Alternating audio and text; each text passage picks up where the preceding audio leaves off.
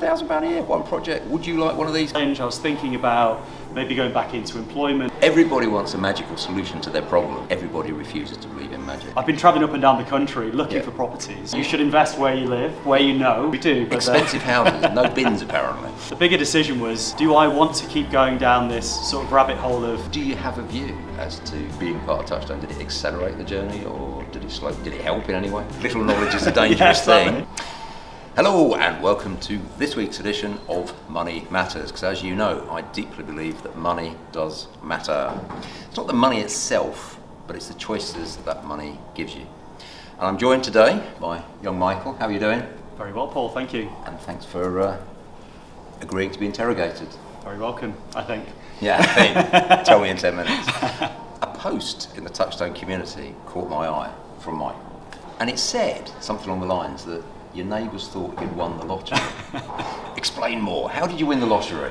So, interestingly, having been in Touchstone for the last 11 months, I've been travelling up and down the country looking for properties. Yeah. Lo and behold, the old adage of tell enough people what you're doing. Guess where it is.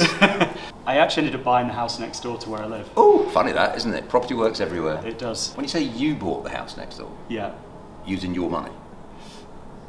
This is where it gets interesting. Go on then. So this is where it gets interesting. You bought the house now, and where are you, by the way? Oh, yeah, so good point. So the accent's going to throw you off a little bit, because I'm from Manchester originally, but I live in a very leafy part of Hertfordshire called Harpenden. So expensive part of the world, which very is... nice. Yeah. I did all my secondary school in Hertfordshire, lived in Hatfield, Welling Garden City, Harpenden. That's where the posh kids came from. Far posher than I. Sorry if you're from Harpenden, by the way. So, but serious note, Harpenden is nice, isn't it? Yeah. And not cheap. Not cheap, and this was almost part of a limiting mindset from my... When I started the course, there was a belief that I just couldn't afford to invest where I lived. And it probably wasn't until about 5 or 6 months into the course, and a really great session with one of the mentors, that this gold mine area project that we were doing completely changed the thinking of, no, actually there's value everywhere. You should invest where you live, where you know. And tell people what you're doing. And it was a very innocuous conversation where I went next door.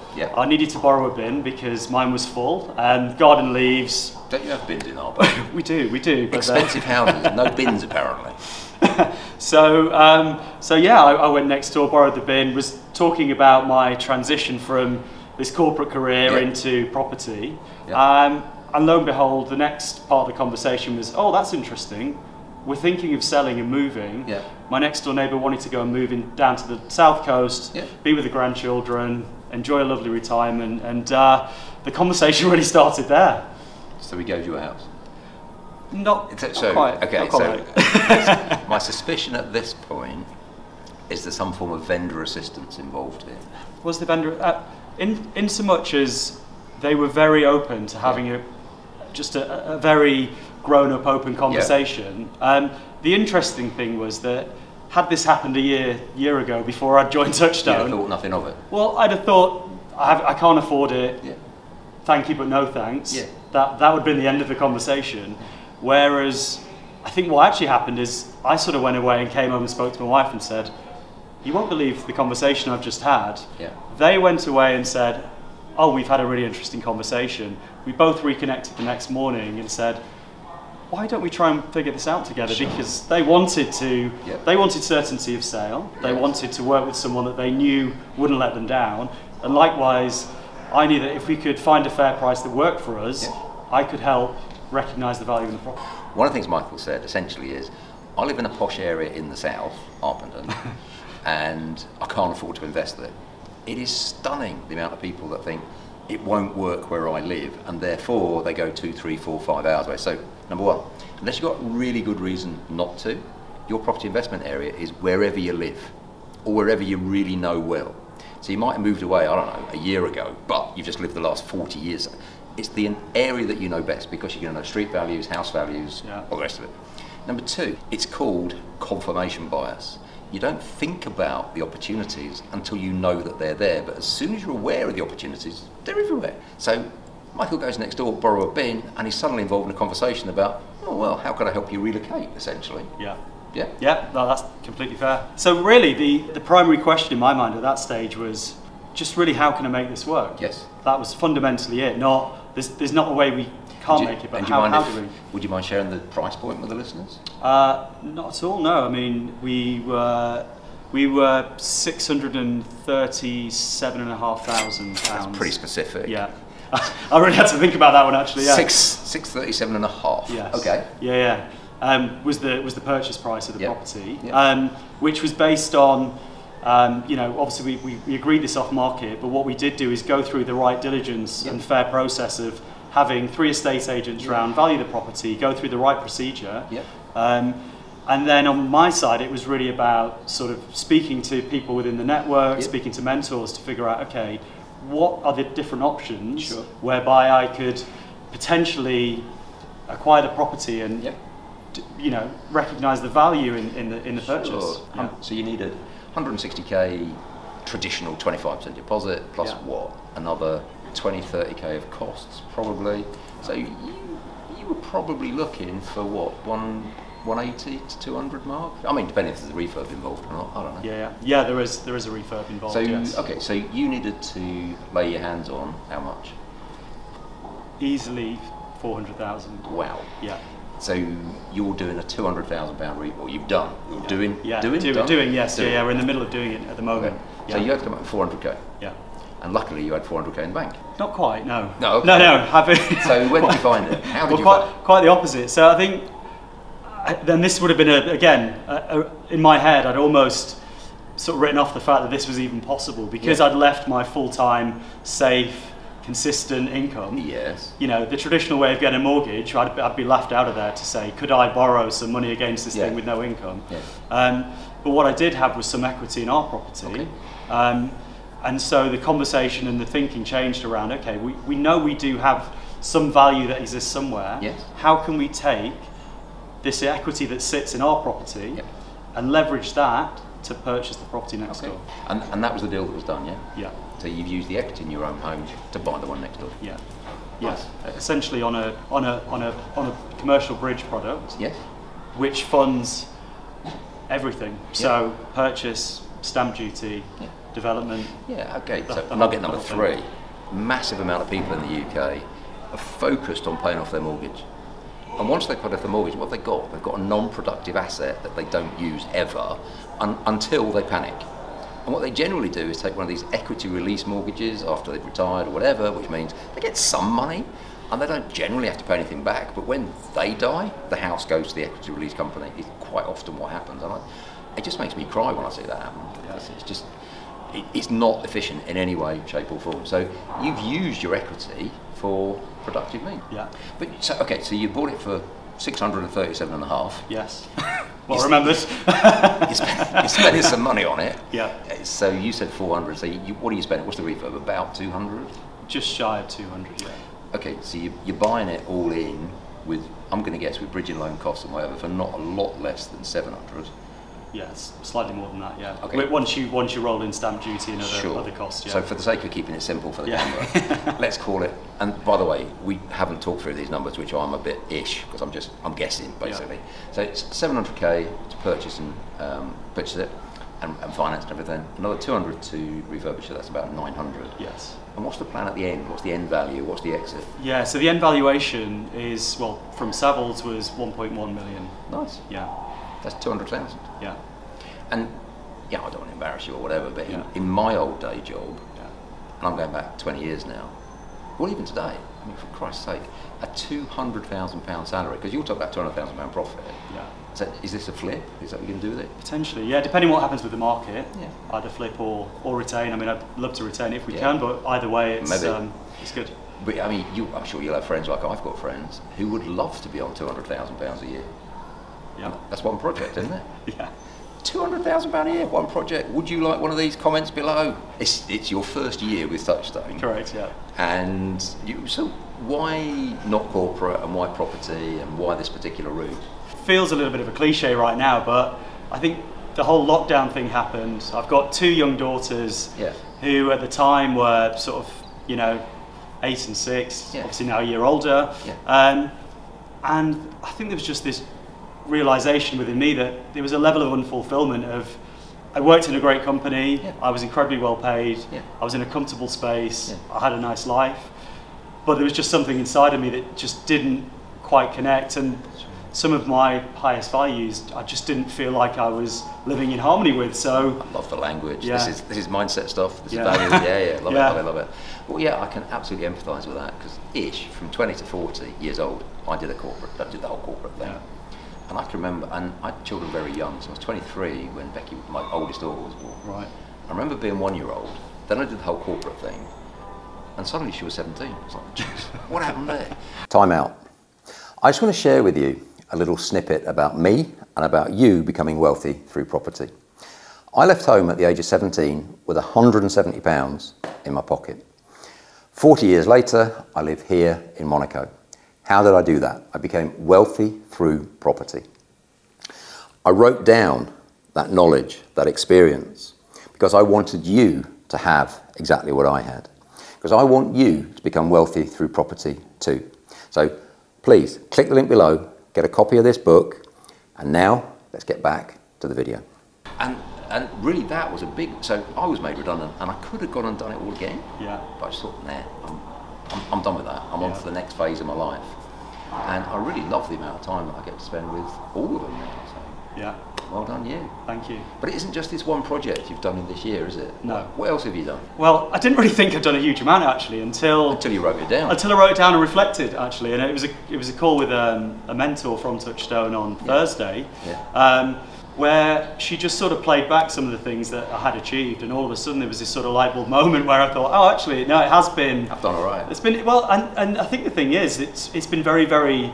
I think because I'm very obsessed with achievement, and very hard on myself and set high standards, that because it didn't happen as quickly as I hoped it would, I think I was fairly hard on myself. But what's actually happened is I've just tried to be consistent, stay with the program, listen to what people have been telling me, sharing, feeding back to, and probably the real ascent has probably only happened in the last 3 months of the mastermind. But okay, so let's just walk through this. So 11 months he hasn't done much. He was hard on himself. Okay, so we've heard about the £1 million house that you're going to flip, 200k-ish profit. What else? So I've started working with a joint venture partner who's overseas, an old friend of mine who used to live in London. So we're currently investing, well, it's not completed yet, so hope this is wood, but that is wood, yeah. We just touch wood that this should be going through. So what, you've had an offer accepted and there's... Offers accepted, yeah, we're just waiting to complete on it. Okay, so without any detail, because I don't want to jinx the deal, purchase price? Yeah, purchase price, just over 270. Okay. Plan? Plan would be convert from a 1 to a 2 bed apartment. Nice. Run as service accommodation. End value? 325. Okay. Nice. Yeah. All right. So what else you got going on in the background? Oh, sorry. Any of your money in that one? Not personally, no. So that's the JV partner? That's the JV partners. Overseas JV? Yeah, 50-50. So I'm doing the work and everything. I'm saying yeah. People out there, that's amazing. Overseas joint venture partner. I'm saying like, oh yeah, boring. I don't mean that at all. I mean it's very simple if you understand how to bring money in, how to put it through client accounts, how to set up limited companies. Then it's easy. If you don't know what you're doing, it's impossible. Yeah. So, okay. What else are you doing? The other interesting one was service accommodation, where I've been sort of leasing other people's properties, working with landlords and developers to run a service accommodation business as well. Okay. So we're right at the start of that, but you know, the initial sort of, I guess, tests, if you like, have gone really well. Yep. So have you got some actual units up and running? Yes. Yeah. How many of those you got? One right now, but we should be at sort of 5 by January. Love it. Yeah. Wow. Yeah. It's like bamboo. I don't know if you know this about bamboo. Little known fact. Well, maybe for Japanese you might know, or Chinese. If you plant bamboo, nothing happens. It doesn't. For 7 years. Like the roots go down and down and down. You can't see anything. Did you know this? No. Okay, so nothing happens. Literally nothing happens. It doesn't look like anything's happening, but the roots are going down. It's getting established. It's finding its way. Then when it's established, boom! It's the fastest growing plant on the planet, and it comes out of the ground at like several feet a month. It's just insane. But the preparation. So the reason that came to mind is your first 7 months of preparation or whatever. Yeah. Putting your roots down, learning the systems, getting to know. I think that's absolutely amazing. Yeah. Would you ever? What kind of thoughts or words would you share about? Or what are your thoughts about the Touchstone community? Have you found it? Sorry, can I just share one other thing as well that happened that's, in a strange way, has been one of the most unexpected things that's happened during the Touchstone community? Because I think I got this question asked on the Facebook group at the 11th hour, and I thought it was a great question, was would you have achieved what you've achieved without Mastermind? And the very quick answer would have been no. But the better answer was more around, and this was literally last month, so you know, this was the 11th of 12 sessions, was I sort of turned around to my mentor and said, look, you know, I'm doing some really good things, but cash flow is still a challenge. I was thinking about maybe going back into employment, and the look on my mentor's face was basically reflected what I was feeling inside. But what came from that conversation was, well, what did you do before? Like, what was your other world? And you know, I've spent 20 years in marketing, advertising, working in media, and you know, I'd worked with some brilliant, innovative, and you know, huge iconic brands. And she just looked at me and said, well, why aren't you bringing some of that to property entrepreneurs that need this? And literally the day after that conversation, I went home and thought, I'm going to write all this down, and a manifesto and a business plan. And a week after that, launched a new agency focused on supporting property entrepreneurs with their branding. Essentially, Wow. Yes. So. And how's that going? Well, really well. I mean, we're a month old, but I'm working with a couple of the Mastermind people already, and it's been incredible, but really fulfilling, because I'm able to support them on their journey, and I can fuse both worlds. It's sort of the middle of the journey. It's the middle of the Venn diagram of what I know and still loved, but I can do it in the property space where my passion lies. So it's just amazing, really. See Money Matters Part 2 for the Venn diagram. I know what it means. Do you know what it means? Interesting what you said, because I firmly believe that with the right motivation, with the right education, with the right support group, and the right accountability, anyone can do this. You don't actually need Touchstone. You can do it. However, what you tend to achieve with all that set up for you in one place accelerates that journey. And in some people, I say to them, when I ask the question, how long have you wanted to be a property investor? They say, 10 years, 20 years. Okay, so when are you actually going to do it then? Because if you haven't done it for 20 years, you're probably not going to do it on your own. So from that context, I get it. You're a bright guy, you're a motivated guy. You said you're obsessed with achievement and that sort of stuff.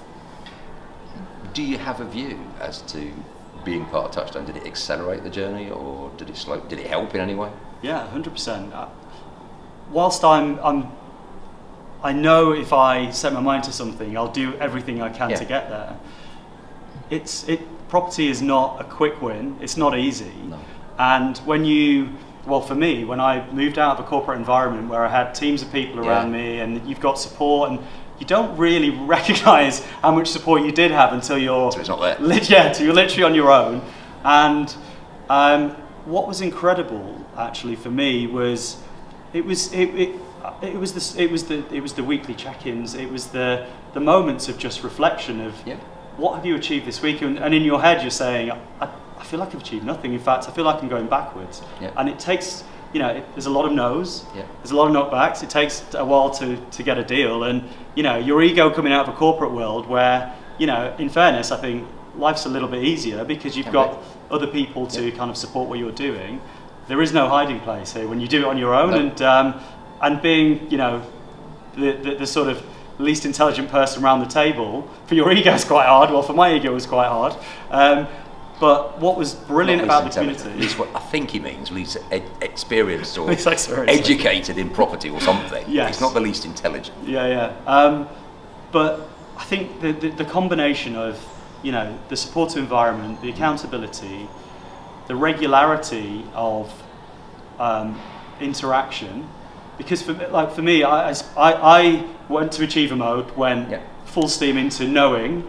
But knowing gets you so far, and if you wanted to just know, you could go on the internet and probably find out enough to be fairly dangerous, not effective, but dangerous. Little knowledge is a dangerous thing. But that coupled with ongoing accountability, someone turning around to you and saying, really, do you think that's the best way? Do you want to rethink that, or playing back something to you?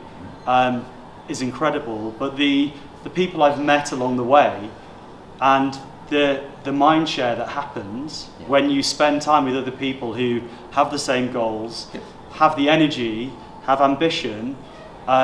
It's just, I think you described it as, you know, something about magic and people not believing it is a beautiful saying that I've just butchered there, but you do really well. That's fine. What I tend to say is that everybody wants a magical solution to their problems, and yet everybody refuses to believe in magic, is the phrase I normally use. Yes. But when you put it in the context of, you know, we live on this blue planet, going around the sun, we've got a moon in the sky that moves the sea. Yeah. Many primitive peoples would say that's magic. Yeah. It's not science. Yeah. And property's the same. When you understand it, you will get those results. Yeah. So we have got to wrap this now. Final thoughts. Anyone sat out there thinking, I want to get into property, what would your advice be? What should they do? Well, my advice would be simple, based on my experience, would be, you know, think about what your goal is, think about how much time you have to invest, and just really think about, you know, how do you want to spend your time and your life going forward? Because for me, the bigger decision was, do I want to keep going down this sort of rabbit hole of comfort, or do I want a life of growth, abundance and happiness, and to inspire my children growing up? And yeah, it's not been an easy 12 months, but it's been an absolutely incredible journey. And yeah, thank you, because it's been life changing. So yeah, thank you. Thank you, my friend. As always, you've been wonderful. We've been Paul and Michael. See you next time. Excellent.